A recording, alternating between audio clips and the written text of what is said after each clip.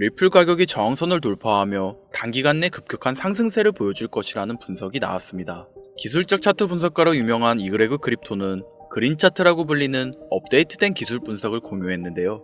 이 차트는 과거의 추세와 피보나치 확장을 기반으로 리플의 급격한 가격 상승 신호를 포착하고 단기간 내 놀라운 변동성을 보여줄 것이라 분석하고 있죠. 그렇다면 SEC와의 법적 다툼이 끝나고 큰 상승장이 나올 거란 기대와 다르게 지루한 횡보를 반복하고 있는 리플이 언제 본격적인 상승세를 보여줄 것인지, 그리고 얼만큼 성장할 수 있을지 알려드리려고 하니 오늘 방송 끝까지 시청해 주시기 바랍니다. 그린 차트에 따르면 리플의 주요 가격 포인트는 8.5달러와 13.7달러 그리고 27달러를 예측하였으며 단기간 내 첫 번째 목표가인 8.5달러에 도달할 것이라 평가하고 있습니다. 이 차트는 그린라인이라고 하는 중요한 지연 수준의 중요성을 강조하고 있는데요. 2017년 리플은 이전 그린라인을 돌파한 뒤 짧은 통화 기간을 가진 후에 2018년 1월 사상 최고가인 3.84달러까지의 상승을 보여주었죠. 역사적 패턴이 반복되는 코인 시장의 특성상 현재 그린라인을 돌파하고 새로운 통화 기간을 보내고 있는 리플은 단기간 내 급격한 가격 상승을 보여줄 거라 기대할 수 있습니다. 그리고 차트뿐만 아니라 현재 암호화폐 시장이 보여주고 있는 흐름과 정치적 요소에서도 리플은 장기적인 강세 모멘텀을 예상할 수 있었죠. 비트코인 도미넌스가 감소하여 알트코인으로의 자본이동이 이루어지고 있고 암호화폐 대통령이 되겠다고 선언한 트럼프 대통령은 리플랩스의 CEO 브래드 갈링하우스에게 미국 정부의 암호화폐 정책에서 중요한 역할을 맡길 것으로 보여지고 있습니다. 백악관에서 열린 크립토 서밋에 초대된 갈링하우스는 암호화폐 기업 CEO에서 친암호화폐 정책의 중심 인물로 탈바꿈하여 정치적 로비를 통해 트럼프 대통령과의 관계를 돈독히 하며 크립토 정책에 영향력을 행사하였죠. 또한 이번 트럼프 대통령의 프로젝트 디지털 자산 전략 비축 계획에 리플이 포함되어 리플이 미국 정부에게 강력한 기간적 지원을 받음을 알 수 있었으며 트럼프와 갈링하우스가 개인적인 특별 면담을 진행하는 등 둘 사이의 특별한 유대관계를 확인할 수 있었습니다. 이는 리플 코인에 대한 안정성과 신뢰를 증가시켜준 요소 중 하나이며, 이를 반영하듯 온체인 데이터를 확인해보면 리플을 매수하고 있는 신규 투자자와 거래들이 증가하였고, 이는 상승장이 나오기 전 가격을 회복하는 강력한 반등 신호로 장기적인 강세 모멘텀을 기대할 수 있었죠. 또한 도널드 트럼프가 백악관회의에서 FED에게 연준이 금리를 낮추는 것을 보고 싶다 말하며 FED에게 재차 금리 인하를 요구하고 있는 만큼 도널드 트럼프의 정치적 지원 속에서 인플레이션의 둔화와 함께 시장이 점차 반등함에 따라 리플은 꾸준한 상승장을 보여줄 수 있음을 시사하고 있습니다. 그렇다면 이러한 상승장의 예고 속에서 본격적인 상승의 시작을 알기 위해선 리플과 연관된 기관 세력들의 움직임을 잘 관찰해야 하는데, 현재 리플과 관련된 기업 중 주가가 사상 최고치를 기록하고 있는 워렌 버핏의 이 기업이 있습니다. 버크셔 해서웨이라는 기업 많이 들어보셨죠? 버크셔 해서웨이는 세계적인 투자 지주 회사로 워렌 버핏의 회사로 매우 유명한 회사입니다. 시총이 무려 1000조나 되는 어마어마한 규모의 회사이죠. 이런 버크셔 해서웨이가 가지고 있는 대표적인 회사, 어떤 회사가 있을까요? 그 중 하나가 바로 아메리칸 익스프레스입니다. 아실 분들은 아시겠지만 아메리칸 익스프레스는 신용카드사와 은행업을 중심으로 한 미국에서 가장 큰 규모의 회사 중 하나이자 금융업의 대표주자이죠. 그리고 특징은 아메리칸 익스프레스는 워렌 버핏의 버크셔 해서웨이가 최대 주주로서 무려 20%가 넘는 지분을 보유하고 있죠. 쉽게 생각하면 워렌 버핏의 회사인 버크셔 해서웨이가 아메리칸 익스프레스를 소유하고 있다라고 생각하면 되겠죠. 또한 뱅가드 그룹이 6.3%, 블랙록이 6.1%를 보유하고 있는 전망이 좋은 기업이라는 겁니다. 이런 아메리칸 익스프레스는 리플의 핵심 파트너입니다. 심지어 작년 8월에도 아메리칸 익스프레스는 송금을 위해 리플을 채택했다는 걸 알 수 있죠. 이 말은 워렌 버핏의 회사인 버크셔 해서웨이가 소유하고 있는 아메리칸 익스프레스에서 리플과 협업을 하고 있다는 말입니다. 워렌 버핏과 리플이 밀접한 관계가 있다는 뜻 아닐까요? 리플은 기본적으로 스위프트 때문에 만들어진 코인이죠. 여기서 스위프트가 무엇이냐? 스위프트는 서로 다른 국가에서 무역을 할 때 사용되는 화폐가 다르기에 기준을 만들어서 국제 무역을 진행하는 것이 스위프트입니다. 하지만 여기서 발생하는 수수료가 무려 20%나 되죠. 즉 너무 비싼 금액이죠. 그래서 이런 문제를 해결하고자 만들어진 것이 바로 리플 코인이라는 겁니다. 또한 리플은 ODL 시스템을 가지고 있어 단 몇 초 만에 전 세계 어디든 바로 송금을 할 수 있는 기술력 또한 보유하고 있죠.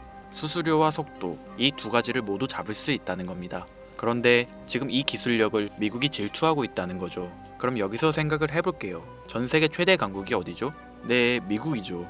미국은 우스갯소리로 미국과 나머지 전 세계들의 국가들이 전쟁을 펼쳐도 미국이 밀리지 않을 거라는 이야기가 있을 정도의 강대국입니다. 단적인 예로 미국의 2022년 국방비 순위를 보시면 미국의 국방비 금액이 2위인 국가부터 10위인 국가인 국방비를 합친 것보다 무려 23%나 많은 금액을 국방비로 쓰고 있다는 겁니다. 물론 이것만으로는 단순 군사력을 비교할 수는 없겠으나 이 정도로 엄청난 초강대국이라는 거죠.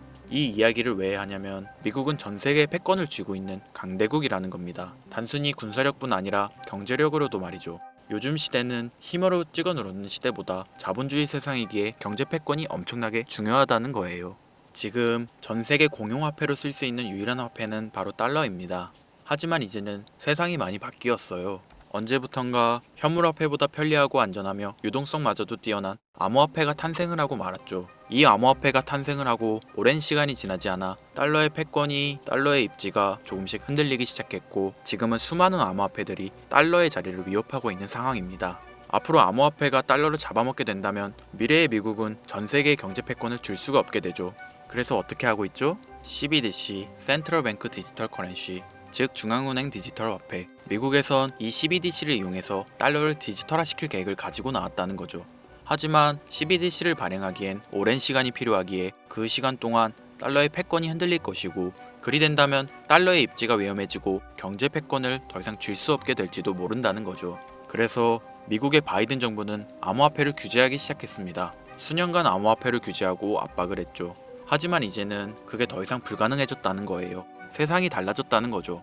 그리고 그걸 알고 있고 세상의 흐름을 읽고 있는 트럼프는 비트코인 컨퍼런스에서 암호화폐 대통령이 되겠다라며 자신있게 외쳤던 것이죠. 그리고 그가 당선된 이후 정말로 친암호화폐 정책을 펼쳐나가기 시작했죠. 이미 뛰어난 사업가였던 그가 이 흐름을 놓칠 이유가 전혀 없다는 겁니다. 자, 그렇다면 앞으로 리플의 행보 어떻게 될 것 같으신가요? 정확히 잘 모르시겠죠? 그래서 제가 그에 대한 답변으로 엄청난 자료를 찾아왔습니다.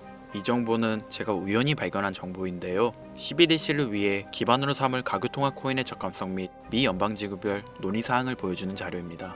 여기에 보시면 보스톤, 뉴욕, 필라델피아, 애틀랜타, 시카고 등등등 수많은 미국 지역들의 통합 예측 자료가 나오고 있죠. 여기에서 아래로 쭉 내려보면 크로스링키드, 즉 가교통화로서의 적합성을 보여주는 표가 있습니다. 대부분의 코인들이 부적합이라고 나와 있습니다. 하지만 여기 리플과 시바이누가 보류라고 표기되어 있는 걸 확인할 수 있었습니다. 뭐 그럴 수 있어요. 리플은 법적 공방이 남아있고 시바이누는 탈중앙화를 목적으로 나온 코인이다 보니 어찌 보면 CBDC와는 어울리지 않을 수 있죠. 하지만 다르게 생각해보면 두 코인 모두 세계 어디든 자유롭게 금융 서비스를 제공받을 수 있다 보니 이보다 더 뛰어나고 자유로운 가교통화가 있을 수 있을까? 라는 생각도 들긴 했죠. 그런데 여기서 저는 충격적인 내용을 확인할 수 있었어요. 여기 보이시나요? 시바이누조차 보류로 나와 있는데 이 생소한 코인이 적합이라고 나와 있었습니다. 진짜 너무 생소한 코인이었어요. 그래서 이 코인의 정보를 좀 찾아봤는데 정말 신기할 정도로 정보가 없었습니다. 그런데 바이낸스에는 이 코인이 상장이 되어 있더라고요. 그래서 저는 의구심이 들었습니다. 전 세계 은행을 이을 수 있는 가교통화 자리에 아무도 모르는 코인이, 그것도 정보도 별로 없는 코인이 리플과 시바이누보다 높은 자리를 선점하고 있다? 그리고 신기할 정도로 정보가 완벽하게 통제가 되어 있다?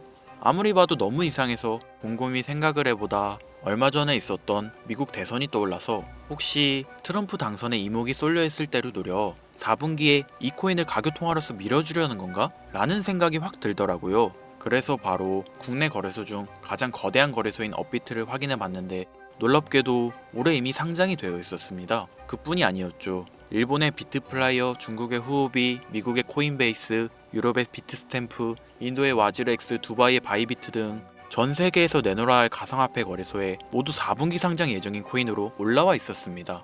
이제 이해가 되기 시작했죠. 이 코인을 말미삼아 미국이 다시 한번 전 세계 경제 패권을 쥐려고 하고 있는 것 같습니다. 제가 그래서 이 코인을 구독자님들에게 공유해 드리려고 영상을 촬영해서 올렸는데 이게 유튜브 측에서 자체적으로 막아버리더라고요. 아무래도 미국 대선과 관련해 있는 코인이다 보니 유튜브 측에서 자체 필터링이 되는 것 같아요. 벌써 2번이나 경고 먹었어요.